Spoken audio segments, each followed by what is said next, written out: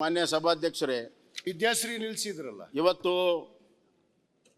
ಈ ಒಂದು ಬಜೆಟ್ ತಮ್ಮ ರಾಜ್ಯ ಸರ್ಕಾರದ ವೈಫಲ್ಯ, ನಾನು ಆಗಲೇ ಹೇಳಿದೆ ಹೆಂಗೆ ಆದಾಯ ತರೋದ್ರಲ್ಲಿ ವೈಫಲ್ಯ ಆಗಿದೆ, ಹೆಂಗೆ ಹಣಕಾಸಿನ ನಿರ್ವಹಣೆಯಲ್ಲಿ ವೈಫಲ್ಯ ಆಗಿದೆ, ಹೆಂಗೆ 103% ಕಮಿಟೆಡ್ ಎಕ್ಸ್ಪೆಂಡಿಚರ್ ಮಾಡಿ ಅಭಿವೃದ್ಧಿ ಶೂನ್ಯವಾಗಿರುವಂಥ ಬಜೆಟ್ ಕಳೆದ ಒಂದು ವರ್ಷದಿಂದ ಹೆಂಗಾಗಿದೆ. ಮಾನ್ಯ ಸಭಾಧ್ಯಕ್ಷರೇ, ಇನ್ನೊಂದು ಯಾವ ಯಾವ ಇಲಾಖೆಯಲ್ಲಿ ಎಷ್ಟೆಷ್ಟು ಖರ್ಚಾಗಿದೆ ತಾವು ನೋಡ್ಬಿಡಿ ಜನವರಿವರೆಗೂ. ಫಿನಿಶ್ ಅದು ಮತ್ತೆ ಮುಗಿಯುವುದಿಲ್ಲ ಈ ರೀತಿ ಆದ್ರೆ ಎಲ್ಲರೂ ಮಾತಾಡ್ಬೇಕಲ್ಲ. ನೀವು ಉತ್ತರ ಬೇಡ ಮುಗಿಸ್ತಾ ಇದ್ದೇನೆ.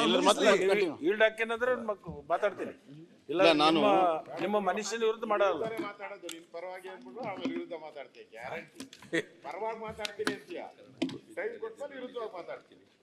ಆ ಕಂಡೀಷನ್ ಮ್ಯಾಗ ಮಾತಾಡೋಣ. ಅದ್ರಾಗ ಈ ಬಜೆಟ್ ಅಲ್ಲಿ ಮಾತಾಡ್ತಿದ್ದೀನಿ ಈಗಿನ ಏನು ಅಧ್ಯಕ್ಷರೇ, ಬೊಮ್ಮಾಯಿ ಸಾಹೇಬರು ಕೆಲವೊಂದು ವಿಚಾರಗಳನ್ನು ಹೇಳ್ತಾ ಇದ್ದಾರೆ.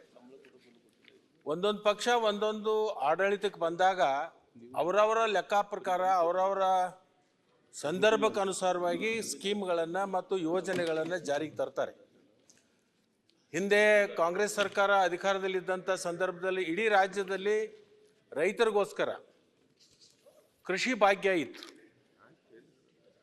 ನಿಮಗೂ ಗೊತ್ತು, ನಿಮ್ಮ ಭಾಗದಲ್ಲಿ ಕೃಷಿ ಹೊಂಡ ಮಾಡಿದ್ರೆ ಇಲ್ಲ, ಮಾಡಿದ್ರು. ನಮ್ಮ ಭಾಗದಲ್ಲಿ ಲಕ್ಷಾಂತರ ಜನರಿಗೆ ಕೃಷಿ ಭಾಗ್ಯದ ಉಪಯೋಗ ಆಯಿತು. BJP ಸರ್ಕಾರ ಬಂದ ಮೇಲೆ ಕೃಷಿ ಭಾಗ್ಯ ನಿಂತೋಯ್ತು.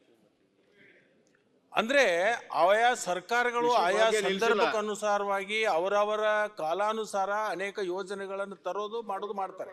ಒಂದು ನಿಮ್ಮ ಬಗ್ಗೆ ನನಗೆ ಇನ್ನೊಂದು ನಮಗೊಂದು ಸಲಹೆ ಇದೆ, ಇರಲಿ ಅದು ಅದ್ರ ಬಗ್ಗೆ ಮುಖ್ಯಮಂತ್ರಿಗಳ ಸಲಹೆ ಕೊಡಿ ನೀವು. ಅಲ್ಲಲ್ಲ, ನಾನು ನಿಮ್ಮದು ಅವಶ್ಯಕತೆ ಇದೆ ಈಗ.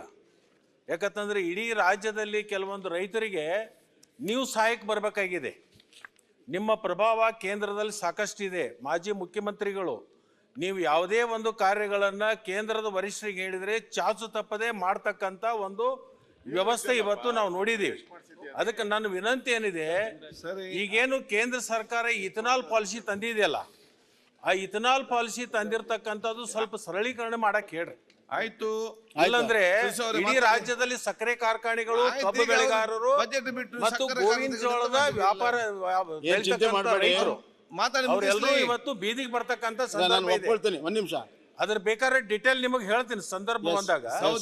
ಅದ್ರ ನಿಮ್ಮ ಪ್ರಭಾವ ಒಂದ್ ಸ್ವಲ್ಪ ಅಲ್ಲಿ ತಗೊಳ್ರಿ. ಅದರದ ಈಗಾಗಲೇ ಆ ವಿಚಾರ, ಒಂದ್ ನಿಮಿಷ, ಈಗಾಗಲೇ ಆ ವಿಚಾರವನ್ನ ನೀನ್ ಅಲ್ಲೋದ್ರೂ ಕೂಡ ಇನ್ನೂ ಪ್ರಭಾವ ನಿಂದ ಅಲ್ಲೇ ಐತೆ ಜಾಸ್ತಿ. ಬಹಳಷ್ಟು ಜನ ನಮ್ ಲೀಡರ್ಸ್ ಎಲ್ಲ ಗೊತ್ತಿರೋದು ನಿನಗೆ ನನಗಿಂತ ಜಾಸ್ತಿ. ಮಹಾರಾಷ್ಟ್ರ ಪೂರ್ತಿ ನಿಂದೆ ಬಿಟ್ಕೊಟ್ಬಿಟ್ಟಿದ್ದೆ. ಮತ್ತೆ ಚರ್ಚೆ ಮಾಡುವ. ಬಿಜೆಪಿ ಮಹಾರಾಷ್ಟ್ರ ಮಾತಾಡಿ ಪ್ರಭಾವ ನಿಂದು ಉಪಯೋಗ ಮಾಡು. ನ್ಯೂಸ್ ಫಸ್ಟ್ ನಿರ್ಭೀತಿಯಿಂದ ನಿಮ್ಮ ಪರವಾಗಿ.